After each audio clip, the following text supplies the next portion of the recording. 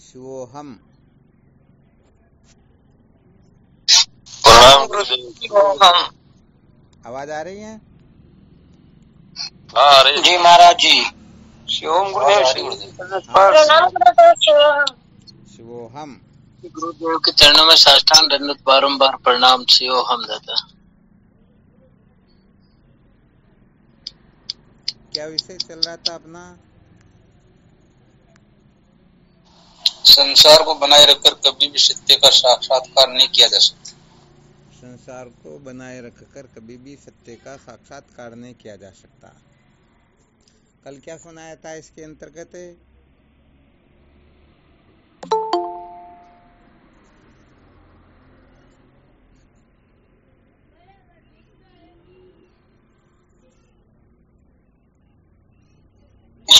जीव ब्रह्म की एकत्व का। जीव ब्रह्म के एकत्व का। इसके आगे पीछे क्या है? इनको ज्यादा महत्व देना तात्पर्य हो। बहुत अच्छी बात है। और गुरुदेव प्रस्थान त्रय की भी बताया था। प्रस्थान त्रय के अंतर्गत उसी को ज्यादा महत्व देना है, उपनिषद गीता ब्रह्म सूत्र को। ठीक बात है। अच्छा, ये महत्व देना क्यों बताया गया, क्या कारण है?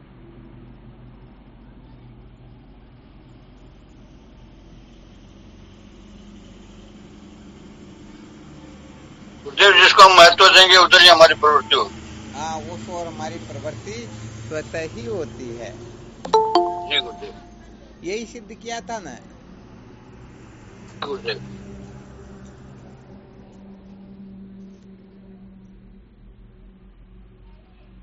तो कल सुनाया था महत्व किसको देना चाहिए, यही था ना कल का विषय। जी महाराज जी। चलो आज विचार करते हैं उसको ही महत्व क्यों देना चाहिए। यहाँ पर कल ये सिद्ध किया गया था, बताया गया था, समस्त शास्त्रों का जो परम तात्पर्य है, उस परम तात्पर्य को जब हम महत्व दे देते हैं तो स्वतः ही संसार को बनाए रखने की जो इच्छा है वह शांत होने लग जाती है। संसार को बनाए रखने का जो आग्रह है वह अनाग्रह में बदलने लगता है। बिल्कुल क्लियर ना? तो यहाँ पर वैसे सुप्रीम कोर्ट जो है वेद भगवान को बताया गया, उपनिषदों को बताया गया, वेदांत को बताया गया है। वेदांत किसे कहते हैं? वेद का आखिरी, वेद का अंत। वेद के शिरोभाग को वेदांत कहते हैं। उसके आगे कुछ है ही। ठीक है ना? तो वेद के शिरोभाग को वेदांत कहते हैं। तो विचार करके देखो, अपना पूरा जो शरीर होता है उसमें महत्वपूर्ण कौन सा अंग होता है? सिर होता है। मस्तिष्क होता ना जी। हाँ, तो मस्तिष्क को महत्व देंगे, अर्थात ये मस्तिष्क यदि न हो तो शरीर का कोई औचित्य नहीं होता है। और यदि मस्तिष्क है और बाद में यदि हाथ पैर कट गए हो, टूट गए हो, कुछ भी हो गया हो, फिर भी वह जीवित तो रह सकता है। अच्छा, इसको थोड़ा युक्ति से, दृष्टांत से सिद्ध करके बता सकते हो कि महत्व सिर का ही होता है।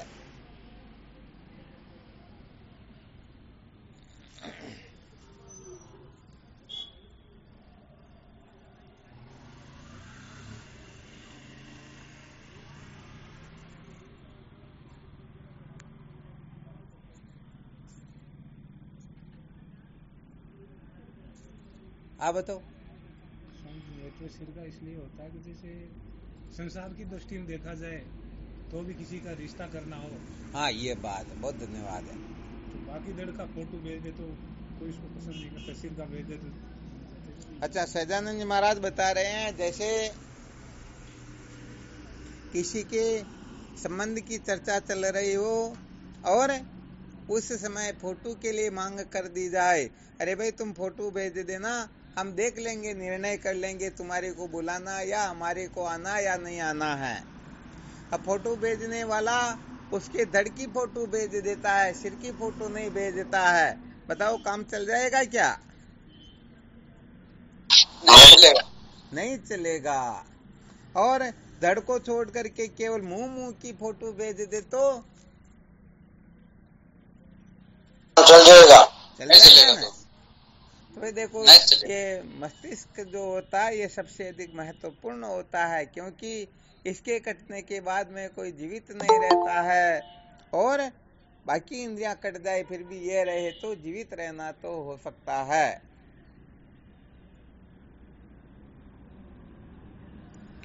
बिल्कुल क्लियर ना? जी महाराज। तो यहाँ पर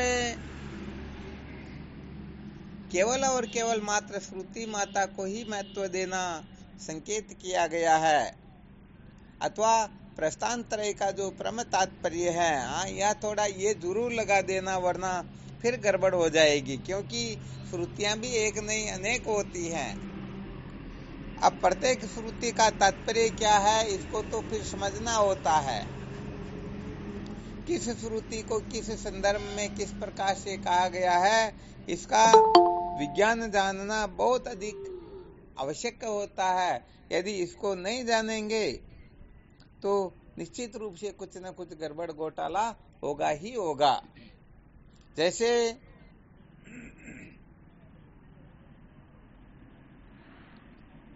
सेठ जी के नौकर को अच्छी तरह से पता है सेंधव जो है नमक को कहते हैं, घोड़े को कहते हुए अच्छी तरह से जानता है। सेंधव के दो अर्थ होते हैं, परंतु विचार करके बताओ, भोजन करने के लिए सेठ जी बैठे हुए हो और कह दे अरे भाई थोड़ा सेंधव लेकर के आओ, उस समय यदि वह घोड़ा लेकर के आ जाए तो बताओ वह समझदार है क्या? नहीं जी, वास्तव में समझदार है नहीं। और एकदम तैयार होकर के कहीं जाने के लिए खड़े हैं और कहे अरे भाई सेंधव लेकर के आओ, और उस समय नमक लेकर के आ जाए तो बताओ वह समझदार कहलाएगा क्या? नहीं कहलाएगा। नहीं कहलाएगा। तो देखो, सेंधव जो है उसके अर्थ वो अच्छी तरह से जानता है, परंतु वाक्य में प्रयोग करना नहीं जानता है कि इसका वास्तव में तात्पर्य क्या है, अर्थात सेठ जी क्या कहना चाहते हैं। हालांकि सेंधव ये तो एक प्रकार से शब्द हो गया, शब्द का जो उच्चारण किया जाता है इसके मूल में तात्पर्य क्या है, क्या संकेत करना चाहते हैं, क्या करना करवाना चाहते हैं। तो इसी प्रकार से श्रुति माता जो है, अनेक प्रकार की श्रुतियां होती हैं जिसमें कहीं वेद का प्रतिपादन भी मिलता है, वेद का भी प्रतिपादन मिलता है।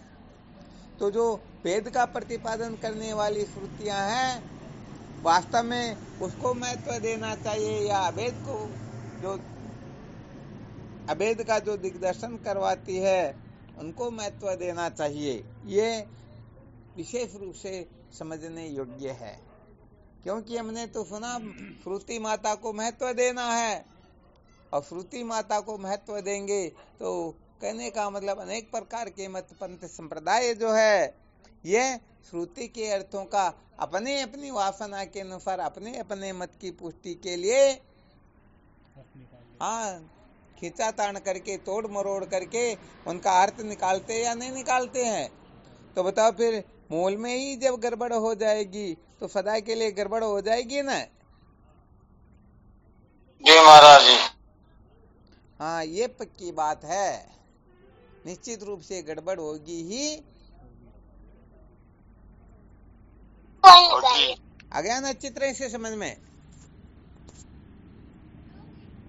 तो यहाँ पर कौन सी श्रुति को महत्व देना चाहिए, कौन सी को नहीं देना चाहिए, और देना भी चाहिए तो कब तक महत्व देना चाहिए, कितना देना चाहिए, किस प्रकार से देना चाहिए, ये सारा का सारा रहस्य हमें अच्छी तरह से समझना होता है, तब जाकर के बात कुछ और होती है। बिल्कुल क्लियर ना?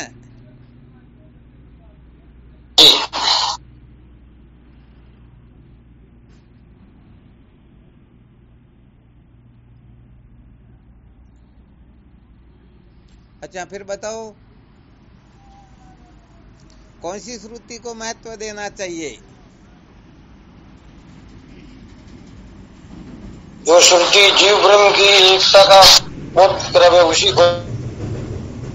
क्या हुआ? जो परम तत्व है, जो जीव ब्रह्म की एकता का बोध करावे। चलो थोड़ी देर के लिए ऐसा कह दिया जाए, जो जीव ब्रह्म के एकत्व का प्रतिपादन करने वाली होती है उन श्रुति को महत्व देना है। तो उस श्रुति को ही महत्व क्यों देना है, बाकी को क्यों नहीं? इसका क्या कारण है? इसको सिद्ध करके बता सकते हो क्या? क्योंकि जिस प्रकार से हम अवेद की श्रुति के लिए कह रहे हैं, वैसे ही वेदवादी वेद की श्रुतियों के लिए कहेंगे और उनमें हजारों लाखों फायदे भी बता देंगे। महाराज जी, साध्य की प्राप्ति के लिए उनके अनुरूप साधन हो तो साध्य को प्राप्त किया जा सकता। क्या हुआ? अगर किसी साध्य को प्राप्त करना है तो उस साध्य के अनुरूप ही जो साधन होंगे तो उसी से साध्य प्राप्त किया जाएगा। हाँ, बिल्कुल ठीक बात है। तो यहाँ पर साध्य क्या है? साध्य है वो साक्षात सत्य का साक्षात। हाँ, तो यही तो गड़बड़ हो जाएगी। समस्त मत पंथ संप्रदाय यही कहते हैं कि हम सत्य का साक्षात्कार करवाते हैं और वो वेद को ही महत्व देते हैं। तो यहाँ फिर कहने का मतलब झगड़ा झमेला होगा ही होगा। इसलिए फिर अच्छी तरह से सिद्ध करके बताना होगा कि भाई ये अद्वैत जो है यही प्रमाण है। वेद जो है ये प्रमाण नहीं है। क्यों नहीं है और ये क्यों प्रमाण है? क्या इसकी विशेषता है?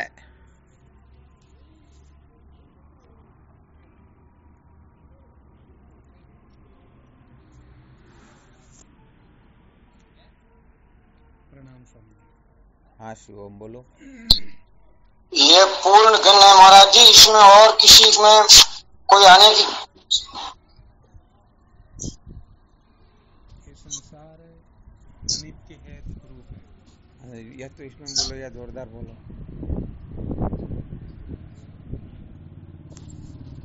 ये संसार दुख रूप है, अनित्य है, और परमात्मा है वो सुख रूप है, वो आनंद रूप है, वो नित्य है। बहुत अच्छी बात है। तो परमात्मा को जो महत्व देता है वो अंतर्मुख हो जाता है, और जो भेद को महत्व देता है वो बहिर्मुखी हो जाता है। जो परमात्मा को पाना चाहता है वो अंतर्मुखी होकर के परमात्मा को पाता है, और जो भेद को महत्व देता है वो संसार में चला जाता है, भोगों के पीछे चला जाता है। इसलिए परमात्मा आनंद रूप है, इसलिए वो अंतर्मुख होकर के। चलो बहुत अच्छी बात है।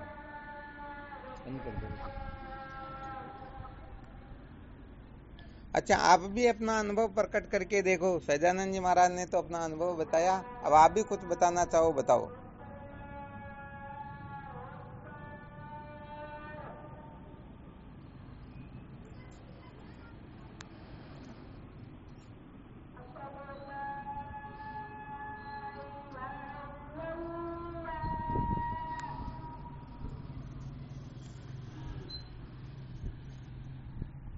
क्या बात हुई? कोई नहीं बोल रहे क्या?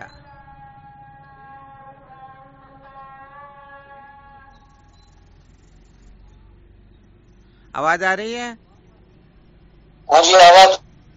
हाँ, ठीक बात है।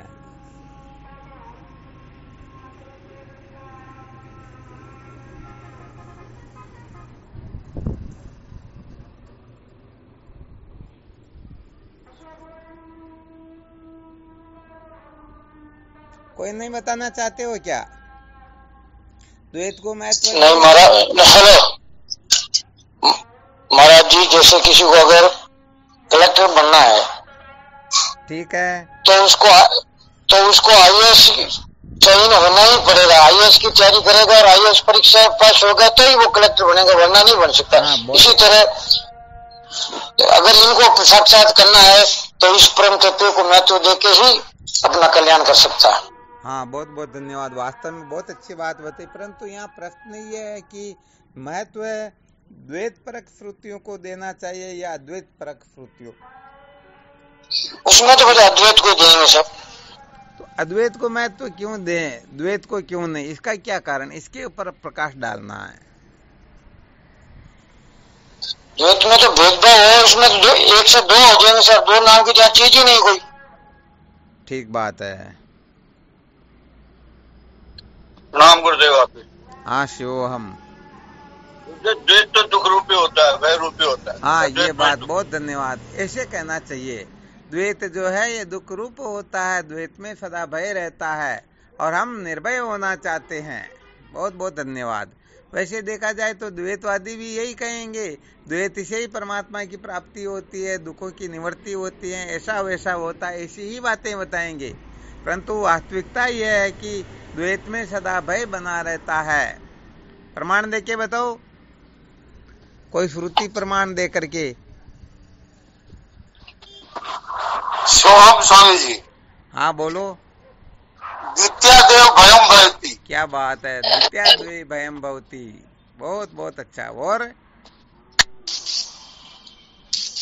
मृत्यु से मृत्यु मापन होती, यही है नानेव पश्यति। या मृत्यु से मृत्यु को प्राप्त होता है कौन, तो नानत्व देखता है। और अन्यो ऐसा वन्यो अहमस्मृति न स वेद यथा पशुरेव स देवानाम। परमात्मा अन्य है, मैं उसका उपासक हूँ, भक्त हूँ, दास हूँ, सखा हूँ, मित्र हूँ, मैं उनसे भिन्न हूँ। ऐसा जानने वाला कुछ भी नहीं जानता है। न स वेद यथा पशुरेव स देवानाम, अर्थात तो ऐसा जानता है, समझ लेना चाहिए, वह कुछ भी नहीं जानता है। वेद भगवान उसको पशु कहते हैं। क्या कहते हैं?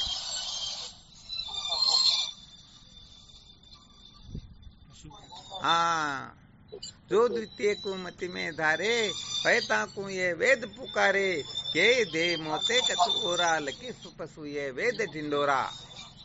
ये वेद भगवान का ढिंडोरा है, जो परमात्मा को अपने से भिन्न समझता है या परमात्मा से अपने को भिन्न समझता है। तो इस प्रकार से जो जानता है, ध्यान करता है, लके सुपसु ये वेद ढिंडोरा। वेद भगवान ये ढिंडोरा पीटते हैं कि ऐसा जानने वाला कुछ नहीं जानता है, उसको तो एक प्रकार से पशु ही समझना चाहिए। हाँ ध्यान रखना यहाँ पर, यदि इसको कोई परमार्थ समझ ले, उनके लिए ये कथन किया जा रहा है, वरना अंतःकरण की शुद्धि के लिए तो वेद का आश्रय लेकर के, वेद को महत्व दे करके ही हम चित्त शुद्धि, तत्व जिज्ञासु आदि हो सकेंगे। जो इस वेद को परमार्थ समझता है, समझ लेना चाहिए, वही इस जगह पर साक्षात पशु होता है। हाँ तो थोड़ा बहुत इसका अच्छी तरह से ध्यान रखा करो कि श्रुति माता का जो कथन होता है, हाँ वास्तव में इसका रहस्य क्या होता है। हर प्रकार से जो इसको ठीक ठीक प्रकार से समझता है, समझना चाहिए, उसी ने यथार्थ समझा है। और जो उटपटांग समझता है तो समझ लेना चाहिए, वह वास्तव में श्रुति के वास्तविक अर्थ का भी हनन ही कर रहा है।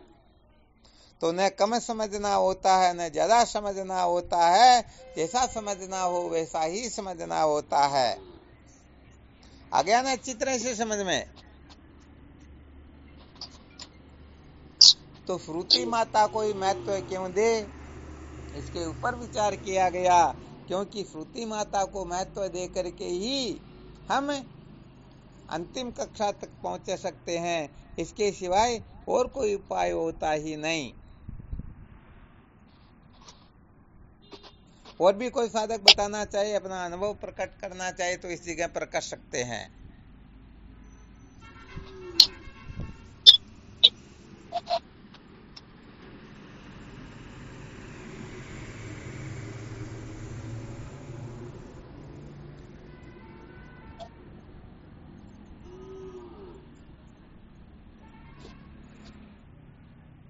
बस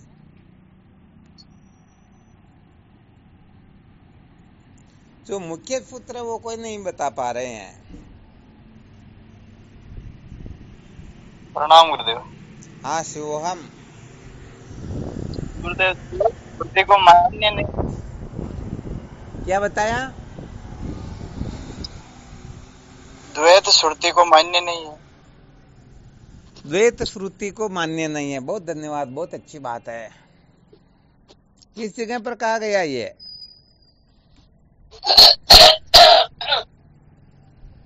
ये तो पता नहीं, सुनने में आएगा।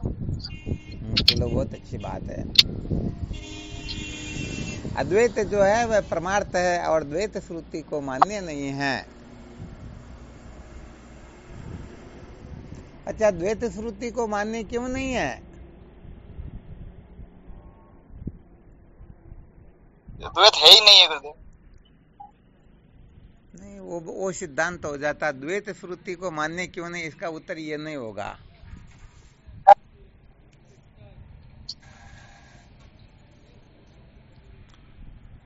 अद्वैतम परमार्थ है।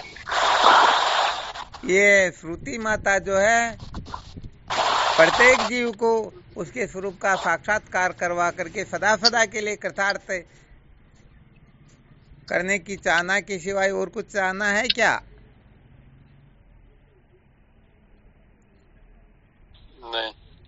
नहीं है। तो कोई भी जीव कृतार्थ होगा तो द्वैत से होगा या अद्वैत से होगा?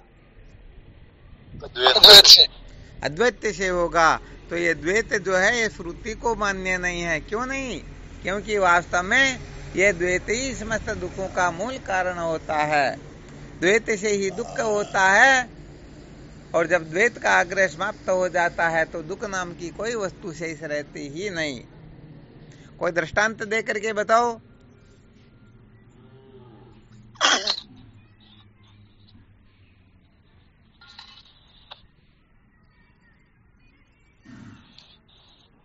दृष्टांत तो जन एक डोगरी जो सेवा करती माता जी की। अरे वाह, क्या बात। तो आज तो रूप सिंह जी बोल गए, बहुत अच्छी बात है।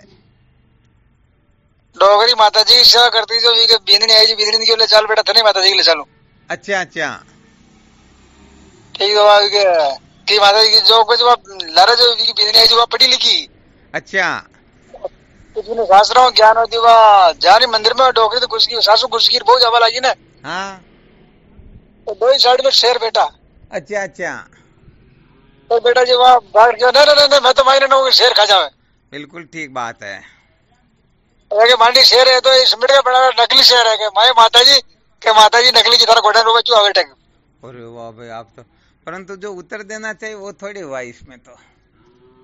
अच्छा, तो कुल मिलाकर के उसका खंडन हुआ। हालांकि बहुत अच्छी बात है, वो वास्तव में है नहीं परंतु उसको असली समझ रहे हैं ना। हाँ, तो असली समझ रहे इसीलिए तो डर रहे हैं। अपने लिए दृष्टांत यहाँ तक ही ठीक, फिर आगे के लिए तो कोई खंडन मंडन करना हो तब देते हैं। ठीक है ना? बहुत धन्यवाद, बहुत अच्छा बताया। चलो, कैसा भी दृष्टांत होना चाहिए परंतु ठीक हो गया। जैसे हम रस्सी में सर्प की कल्पना करके डरते या नहीं डरते, ठूंठ में पुरुष की कल्पना करके, तो वास्तव में ठूंठ में ठूंठ के सिवाय कोई है क्या? परंतु जब हम किसी की चोर डाकू की कल्पना कर लेते हैं तो डर लगता या नहीं लगता? लगता है। डर लगता। तो ये चोर भूत डाकू ये क्या द्वैत हुआ या अद्वैत हुआ? द्वैत ही हुआ। अद्वैत हुआ क्या? नहीं, हाँ वो तो हुआ, तो द्वैत हुआ उसमें तो। हाँ, द्वैत ही तो हुआ। द्वैत के सिवाय और है क्या? द्वैत है तभी तो भाई लग रहा। हम सारे के सारे गेट दरवाजे खिड़कियां सब बंद करके सो जाते, फिर भी डरते नहीं डरते कोई भूत खिड़की तोड़कर अंदर ना आ जाए। यदि भूत का भ्रम न हो तो डर लगेगा क्या? नहीं लगेगा। नहीं लगेगा।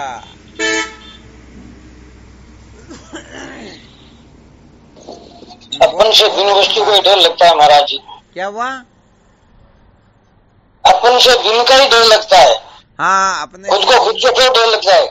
हाँ, अणु मात्र भी यदि हम अपने से भिन्न किसी की सत्ता समझते हैं तो निश्चित रूप से डर लगेगा। जैसे कुत्ते को कांच के महल में ले जाया जाए तो वहाँ वह भौंक भौंक करके मर जाता है। क्यों? क्योंकि वह सब जगह पर वह खुद ही है परंतु वह अपने को नहीं जानता है और अपने से भिन्न किसी की कल्पना कर लेता है तो निश्चित रूप से उसे दुखदायी होना ही पड़ता है। तो द्वैत में सदा दुखी दुख है या नहीं है? महाराज पूरा दुखी। बहुत बहुत अच्छी बात। ये सब महाराज प्रपंच, ये सब प्रपंच द्वैत का ही है बस। बिल्कुल सत्य बात। ये रहस्य यदि किसी के समझ में आ जाए तो तत्क्षण निहाल हो जाता है, परंतु बड़ा खतरनाक काम है ये। महाराज ये अनादिकाल से है, इसके लिए बहुत अनादिकाल से है। इनकी जड़ें इतनी खतरनाक, इतनी गहरी है कि हर किसी के वश की बात होती ही नहीं। कितनी बार इस वृक्ष को काट कर फेंक दो फिर भी कोंपले निकल ही आती है।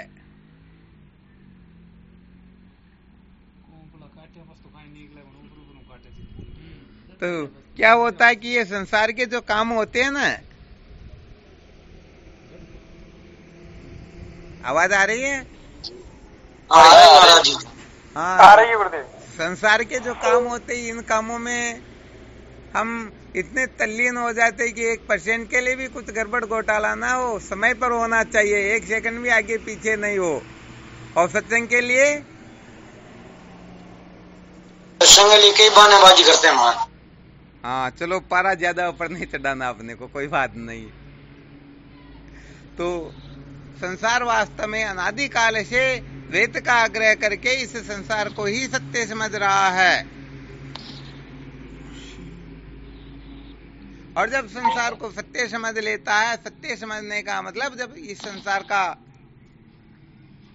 अस्तित्व स्वीकार कर लेता है, इसकी सत्ता स्वीकार कर लेता है, तो फिर तो भाई ये बात निश्चित तो हो जाती है। जैसे रस्सी में सर्प की सत्ता स्वीकार कर ले तो बताओ सारे के सारे गड़बड़ घोटाले हो जाएंगे या नहीं होंगे? हो जाएंगे। हाँ, वो फिर सारा का सारा खेल अपने आप होता रहेगा और कुछ करने की आवश्यकता ही नहीं है। यदि सर्प की सत्ता का हम वाद कर दे, सर्प की सत्ता को अस्वीकृत कर दे, तो फिर स्वप्न में भी भय नहीं लगेगा और उसकी सत्ता स्वीकार कर ली, कुछ अंशों में भी क्यों ना हो, फिर भी निश्चित रूप से भयभीत तो होना होगा। तो ऐसे ही जब हम अनात्म प्रपंच की सत्ता स्वीकार कर लेते हैं तो इनकी सत्ता स्वीकार करते ही ये सारे के सारे संबंध, सारे के सारे नाते रिश्ते, सारे के सारे बंधन खड़े हो जाते हैं। जब शरीर के साथ में हमने संबंध किया तो ईश्वर की सृष्टि पूरा जैसे बिजली का तार जुड़ते हैं वैसे जो, हाँ, ईश्वर की सृष्टि में ईश्वर ने स्त्री नाम का एक पुतला बनाया, परंतु जब हम शरीर के साथ में संबंध कर लेते हैं तो शरीर की माँ माँ हो जाती है, बहन बहन हो जाती है, बेटी बेटी हो जाती है, पत्नी पत्नी हो जाती है, मित्र मित्र हो जाते, शत्रु शत्रु होते या नहीं होते हैं? जी महाराज।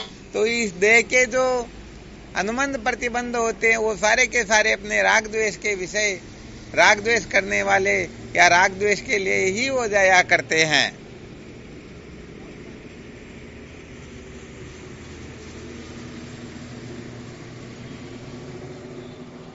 तो भाई सत्य बात तो ये है कि जब तक द्वैत का आग्रह रहेगा तब तक कभी न छूटे पीड़ा दुख से जिसे ब्रह्म का ज्ञान नहीं। ये द्वैत का आग्रह ही अनादिकाल से अपने को जन्म मृत्यु की श्रृंखला में भटका रहा है। ये द्वैत का आग्रह ही हमें हर प्रकार से दुखी कर रहा है। यदि समस्त दुखों से मुक्त होना है तो इस आग्रह को तुली लगाना होगा, इस आग्रह को भस्मीभूत करना होगा, इस आग्रह से ऊपर उठना होगा। अब ये तो अपनी खुद की मर्जी है, घोड़ा भी बंधा हुआ है, गधा भी बंधा हुआ है। अब आप चाहो तो घोड़े पर बैठ करके निकलो, चाहे तो गधे पर बैठ करके। हाँ, बात ये अवश्य है कि अनादिकाल से गधे पर बैठ रहे हैं तो ये अभ्यास ऐसा हो गया कि हम गधे को ही घोड़ा समझने लग गए और घोड़े का तिरस्कार करने लग गए। तो भाई थोड़ी आंखें खोलनी होती है, विवेक रूपी नेत्र फूटे हुए हैं। ये फूटे हुए नेत्रों से असलियत थोड़े दिखती हैं। पहले ही आंखें फूटी हुई है और संसार अधिक से अधिक प्राप्त होता है, बढ़ता है, तो क्या होता है, ये और आंखें ज्यादा फूट जाती हैं। हाँ बिल्कुल बिल्कुल, वो तो सत्य बात तो ये है कि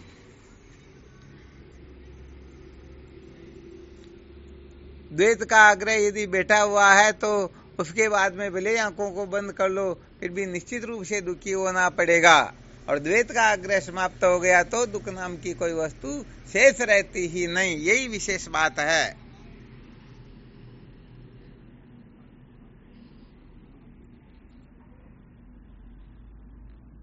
तो चलो आज पूरा चिंतन मनन नहीं हो पाया। वैसे देखा जाए तो महत्व देना है श्रुति माता को अथवा श्रुति के परम तात्पर्य को महत्व देना है। अब इसके ऊपर विशेष विचार करेंगे कि श्रुति माता का जो परम तात्पर्य है वो क्या है। श्रुति माता को ही महत्व क्यों दे, अद्वैत को ही महत्व क्यों दे, द्वैत को क्यों नहीं। तो इसके अंतर्गत आप चाहो तो पक्ष विपक्ष सारे के सारे सूत्र तैयार करके क्लास में उपस्थित रह सकते हो और इसके ऊपर चिंतन मनन भी किया जा सकता है। चलो ठीक, फिर आज भी इतना खूब है। कल समय ज्यादा ले लेंगे। आज भी कोई सत्संग का कार्यक्रम या नागौर में, तो फिर समय का अभाव है, तो जितना हुआ उतना काफी है। ठीक, शिवोहम शिवोहम जी, शिवोहम आपके श्री चरणों में साष्टांग प्रणाम। हाँ शिवोहम। प्रणाम गुरुदेव, आपकी श्री चरणों में साष्टांग प्रणाम। शिवोहम। गुरु भगवान चरणों में कोटि कोटि प्रणाम। नाम गुरु जी शिवोहम। गुरुदेव भगवान के पवित्र चरणों में कोटि कोटि प्रणाम। गुरु जी शिवोहम। गुरुदेव आपके श्री चरणों में कोटि कोटि प्रणाम। हाँ शिवोहम। गुरुदेव भगवान के श्री चरणों में साष्टांग दंडवत प्रणाम। शिवोहम। शिवोहम।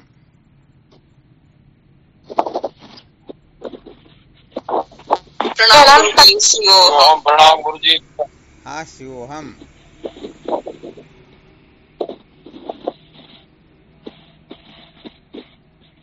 शिवोहम गुरुदेव।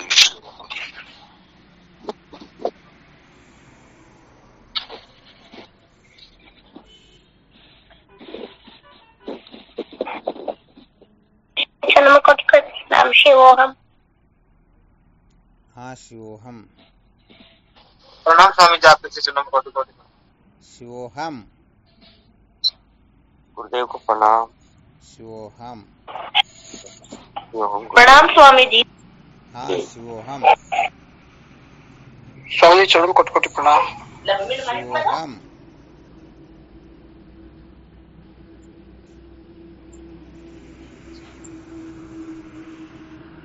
चलो ठीक, फिर करो विश्राम। शिवोहम।